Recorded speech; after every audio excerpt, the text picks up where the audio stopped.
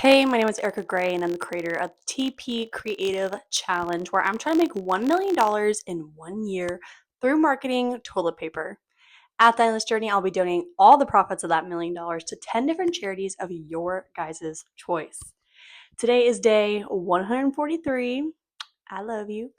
And it is May 23rd, 2025. And happy birthday to my sister. Today, if I reflect, because usually I always start this part where I'm like, okay, what do I feel? What do I think? I'd say today was overall a pretty good day. It started being overcast where you think it was going to rain, and then per usual Oregon being like psych, it actually opened up and was cloudy and sunny, and we played outside for a little bit, me and the two youngest, and got my 2-year-old brave enough to slide down the slide with me just holding her hand because it goes a little fast. And then for once, our neighbor on the far side, they have a whole bunch of goats that kind of just roam the field. And for once, they're just like right up at our fence line. So we were kind of making bah sounds. And then my mother-in-law's dog kept trying to bark at them. And I was like, oh, stop ruining it. But then this one like brown goat was just like brave. And it was just like, I just want to meet you too. Like, what are you? Like, it was so funny.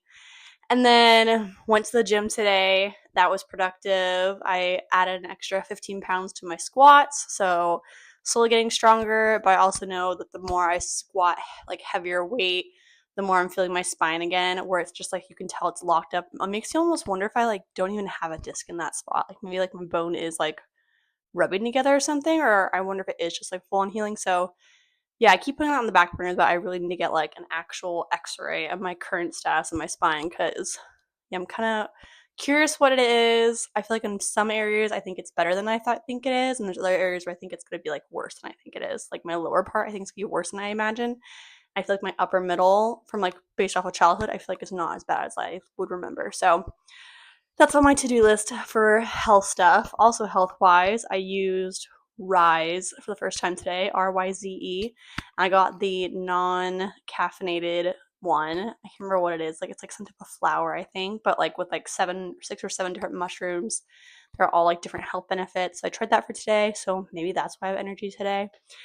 And taste, it's not like puking gag worthy, but it's not like amazing either. I used it with just regular like lactate milk, so it had no flavor to go with it because I was curious, like, okay, what's the actual baseline?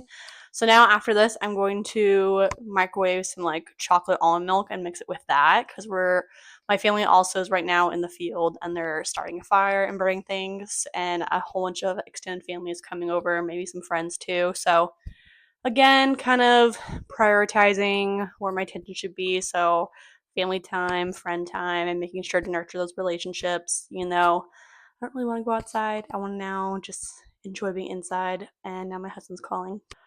It's always hard when either like an alarm goes off or a phone call comes in because I don't know like if I'm still talking, if you guys can hear me, or if it like shuts off and prioritizes the call.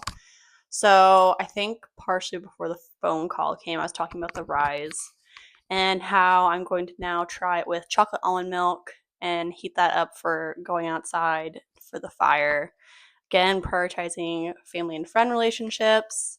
I want to stay cooped up inside, enjoy the peace and quiet. I just put my 2-year-old down a little bit earlier than her usual bedtime, but she didn't take a nap today, so I think she'll go right to sleep. The other 3 kids are not as big of a deal, but like my 2-year-old can be wild out there in the field, and she's the one that keeps getting through the gate, so definitely don't want her out there right now. And house, I just cleaned up the whole entire house. I will be doing laundry tomorrow because that pile is starting to get a little bit filled, but the floor in the closet is now clean, so I want to keep it that way. Dishes need to be done as well tomorrow. I will also be going to the gym after I drop off my oldest for my mom's house tomorrow. Per request, my oldest wanted to have a sleepover with her Oma, so she's doing that tomorrow. And then when I pick her up on Sunday, we're celebrating my sister's birthday before going to my husband's basketball game. So it's going to be a busy weekend. I also hope to finally content batch tomorrow. So tonight, when I'm just hanging out there by the fire, I'm probably going to be looking through my list of like what I can do. I had 1 or 2 ideas pop in my head that I don't think are on my list. So I need to go through the list of ideas that I've already done, cross those out, and then like double check that the ones in my head are not there because otherwise we just came up with another 2 ideas.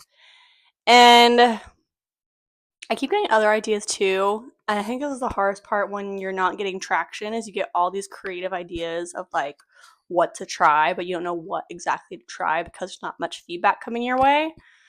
And I know I've heard from mentors in the past where it's like success loves speed. There's your quote for today. And I feel like my problem is I'm starting to like get to my head where I'm like, oh, here's this idea and this idea. What do I do? There's so many choices. When I mean, none of them are like the right one.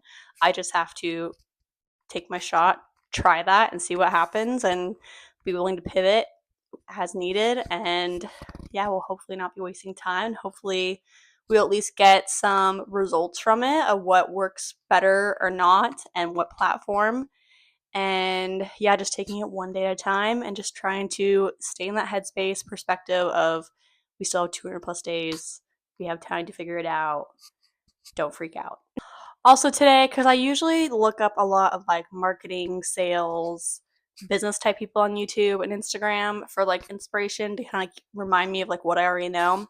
But then now I've also been starting to look at more like philanthropists on YouTube as well and Instagram to see if maybe there's like a different perspective or direction to get more people to help donate and participate from that kind of mindset. So again, I have a lot of ideas talking in my head. I just have to try them and just stop overthinking it. So maybe with my content batching tomorrow for like the day-to-day challenge, I'll also integrate some of my ideas with it as well.